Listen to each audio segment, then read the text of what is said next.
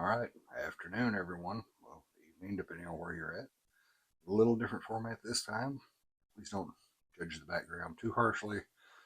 It's the ham shack. It's just in a state of being repaired and reconfigured. There's a lot more that has to go on back there and over here. So we're going to ignore those right now. What we're going to focus on is what came in the mail today. That's right. They sent me a radio to play with. Right, full disclosure up front, Retevis sent me this radio and asked me to do a test and evaluate on it, run it through its paces, give them my honest opinion. They will see the video the same time you'll see the video. Second disclosure here, I've already had it out of the box. I wanted to play with it so I didn't look dumb while I was doing this, but I'll probably look dumb in part of it. However, got it out, played with it, and made some major mistakes that maybe I can keep you from making.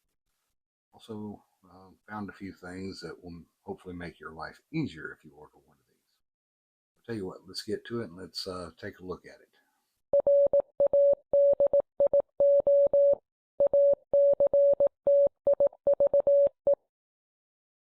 Like I said, full disclosure, I've already had this out of the box looking at it, but you get to see what's in the bright, well, the black shiny box with the fancy writing. Here we go.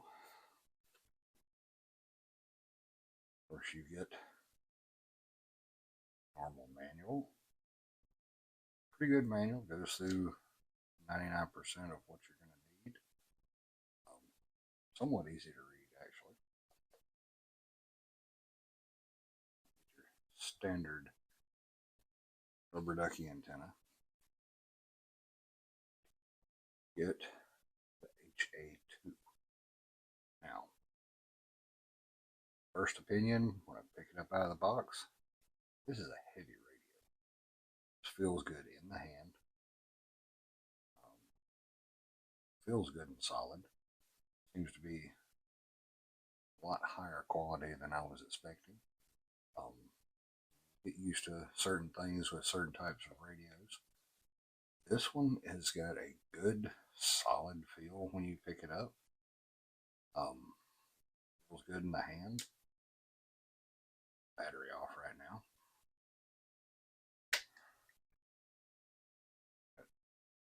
Good size battery, I believe.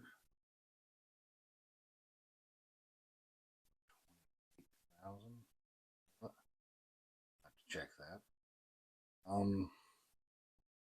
You have the little rubber piece right there.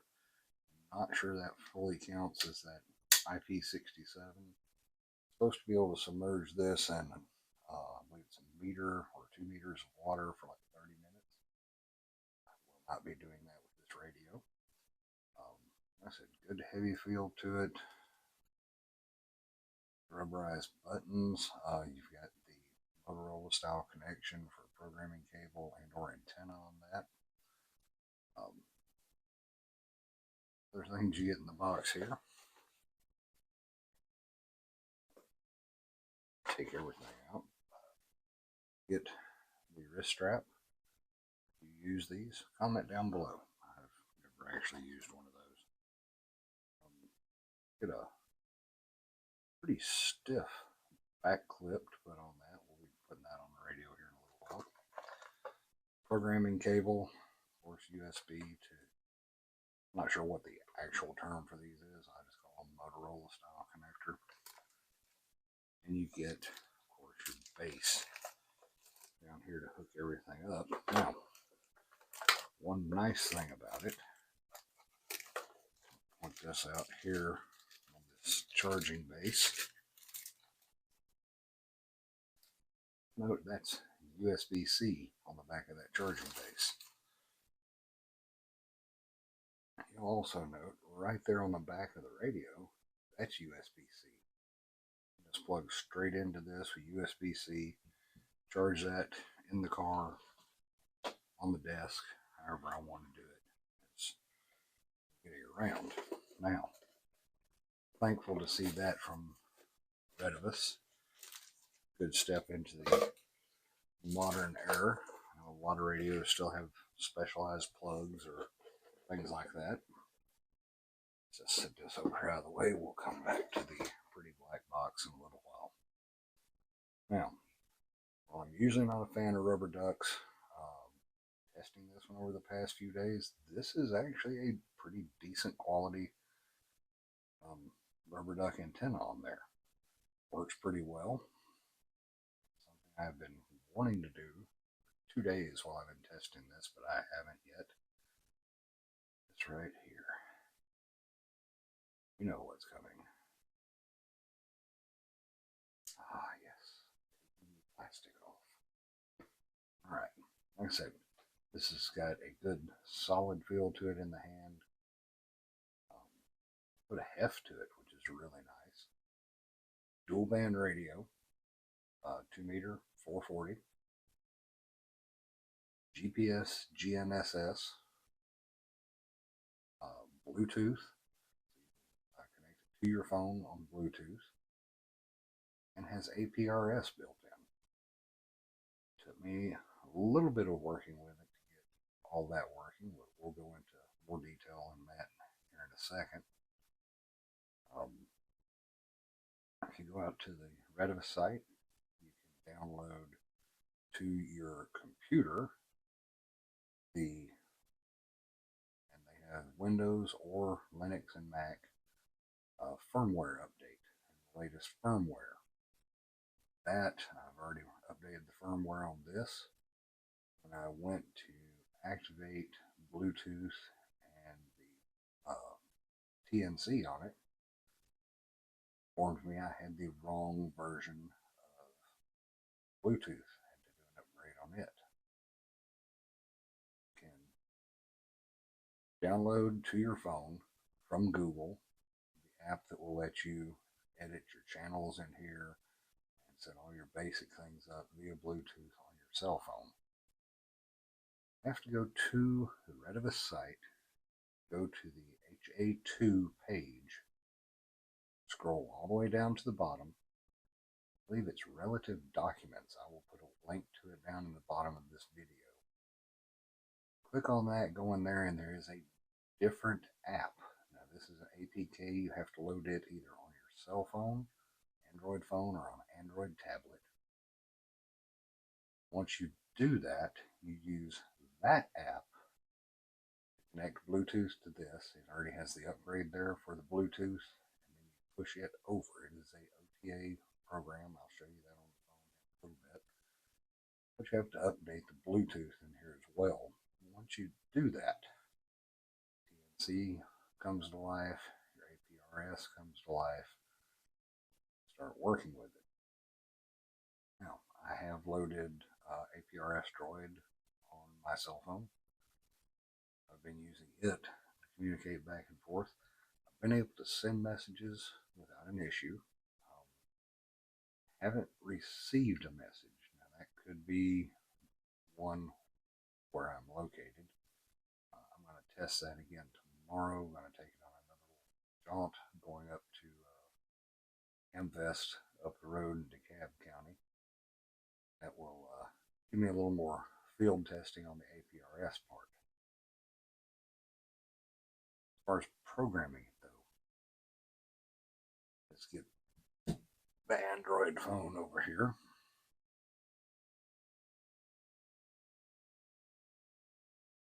And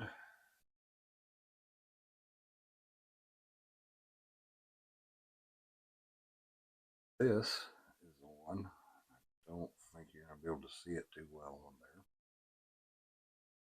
It comes with, oh, phone on, doesn't it? Turn the phone on and turn on the Bluetooth, or turn the radio on and turn on the Bluetooth.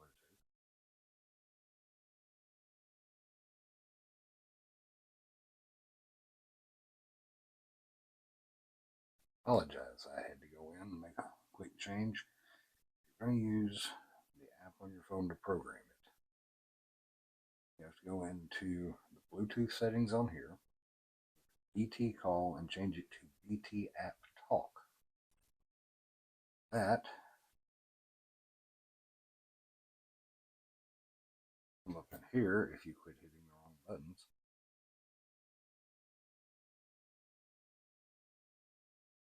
This will allow you to go through the app and set everything here. Basic settings, your channel, you can set up your zones on it. By zones, you can set those to anything. Strictly for Aries. I can set up a zone for Aries and put Aries in there. Set up one for if I'm going, say, to Orlando. I can set up an Orlando zone, put computers in there. They're in Orlando, so once I get there, I just switch over and I use those. You can go through, you can set your APRS settings, your GNSS settings, set all of this and save it, hit write data to, once you hit write data, it goes directly to the radio and we'll upload the settings from there. Other one I was discussing, this one is Retevis OTA software. This is the one you have to get from that relative document that I'm going to post a link to down below. This is strictly for going in and updating your Bluetooth connection, your Bluetooth software. Once you update the Bluetooth firmware in here, that's when it begins to talk and behave like it's supposed to.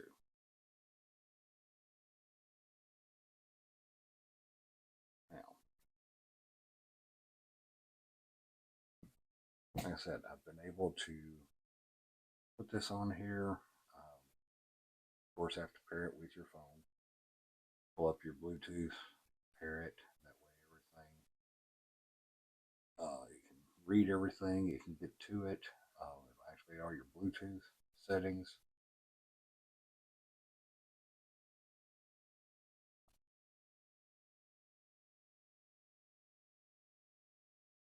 Get back to the right.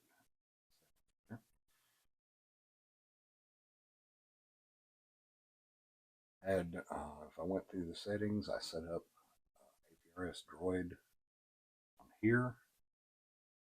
It worked great. I was able to connect to it.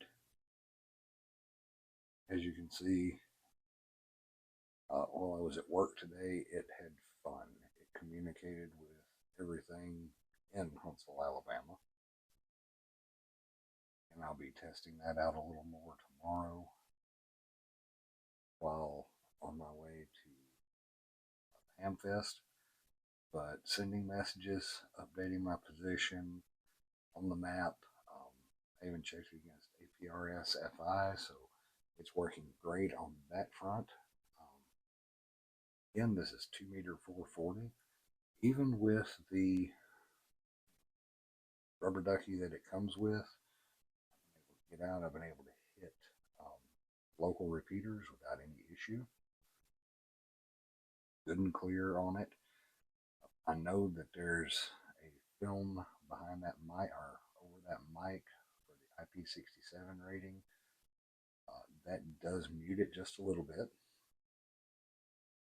I will go ahead and say this. If I enter channels from the front panel, they work fine. If I enter them from the app on my Android, they work great. I dug out a Windows computer and loaded the CPS software on it. First thing I will say, Retevis, we need a Linux version of that. You don't know how hard I had to look to find a Windows computer in my house. I've worked strictly on Linux for 15 years now. So, but I did manage to get Windows loaded on a laptop and use the Retevis CPS software. Loaded several channels in here. Very easy to go in. Just put frequencies, your offsets, power level, everything works great. Now, there is one thing I want to address, like I said, Linux. Thank Linux for CPS software Retevis. Article came out the other day, said that Chirp now supports the HA2. I'm going to tell you my experience with it. Your mileage may differ. I loaded this with Chirp like I normally load handy talkies. I put all of my repeaters that I wanted in it and downloaded it, put it directly on here. Of course, did a download first, so I made sure I had the format right, put all the repeaters in, uploaded to it. When I did that, I could neither talk nor hear on any of the repeaters. I couldn't hear anything that was being said on them. They could not hear me when I keyed up. All of the same settings in there, offset, tones, everything. For some reason, Chirp does not work exactly right with this one, or at least the Chirp that I was using. Again, it was latest version, Linux Chirp. It did not work with this. However, the Retevis software on a Windows system or the app on an Android, I program with it. It works fine, no issues. Tested the power output on it. On high, we're about 5, right at 5 watts. Drops down to about 3 watts and then down to about 1.5 to 2 watts on low. It does have, it says 10 watt capability. To access that 10 watt, you have to go to, you can hold down the number 2, long press it, brings up your power settings. It has low, middle, high. If I hold down the pound key, it comes up with ultra high, which is your 10 watt. Chosen 10 watt on that, it will broadcast on 10 watt that time. I turn it off, turn it back on.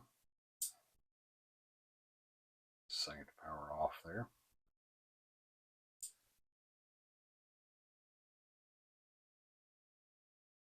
Now, I go back into power. It's back on 5 watts. That 10 watts does not survive a restart. If you click off of the channel you are on and back onto it, it does not survive that. It goes back to 5 watts. Retevis, we need a way to keep that 10 watt in here. That way it'll survive power off, power back on, or even changing frequencies. That 10 watt will survive because this radio, the way it's built, the sturdiness of it, the USB-C charge, everything, APRS, GPS, everything on it. You give this to us with 10 watts, that's a game changer. I could pop a external antenna, mag mount on top of the car, plug this in with 10 watts. I've got a mobile station that I'll be heard on. 5 watts, you'll still be heard, but you don't get quite as much punch and quite as much distance as normal. But we'll say that's the only 2 things that I have really to say that I can see need changing on this radio. And CPS software for Linux would be great. Where it will maintain, it will stay on that 10 watts when I change it to that. That would be fantastic. I will test it again tomorrow. Like I said, I was able to send messages, not a problem, through APRSDroid, through the radio. I was able to receive messages. I don't know if my message is sent. I spoke to the gentleman that I was sending messages to, but I will test with him. We're both going up to DeKalb tomorrow to that ham fest, so we're going to be working on this, firing messages back and forth. Hopefully, report back on that. There will be more videos on this radio. So far, I'm very impressed with it. If we can get APRS, will connect both ways, send and receive message. And if we can get it to stay on 10 watts, this is definitely a contender. This will definitely be going on my everyday carry list. This would be one on the backpack strap right there. I may try another antenna, a signal stick or something on it, and see if it helps out any with the picking up APRS signals, especially here at my home. QTH, I'm kind of out in the middle of nowhere, so kind of makes a difference there. But so far, I've got to say, very impressed with this radio. Again, feels good and solid in the hand. I will give you an 8 out of 10 right now on it, even without knowing for sure that APRS is sending and receiving. And you know, I want 10 watts. I want it to stay. You can give us those two things. We're headed to a 10 out of 10 on this radio right here. This is my initial review and look at it.